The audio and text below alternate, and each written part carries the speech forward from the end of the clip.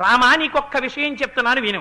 ధన్యం యశస్యమాయుష్యం పుత్ర్య స్వర్గమతీవచ యః శ్రావయతి విప్రేషు క్షత్రియేష్వితరేషు చ ప్రీయంతే పితరస్తస్య ప్రీయంతే దైవతాని చ ఇదమాఖ్యానమవ్యగ్రో గంగావతరణం శుభం యః శృణోతి చ కాకుత్స సర్వాన్ కామనవాప్నుయాత్ సర్వే పాపాః ప్రణశ్యంతి ఆయుః కీర్తిశ్చ వర్ధతే.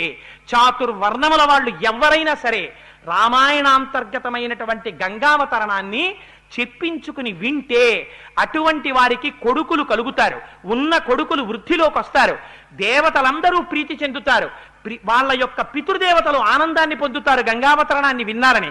శంకరుడు ఆనందాన్ని పొందుతాడు, వాళ్ళకి సమస్తమైన కోర్కెలు తీరుతాయి. కొన్ని కోట్ల జన్మల నుంచి శరీరానికి పట్టినటువంటి సర్వే పాపాః ప్రణశ్యంతి, అన్ని పాపములు పోతాయి గంగ పేరు విన్నందుకు, గంగావతరణమును విన్నందుకు.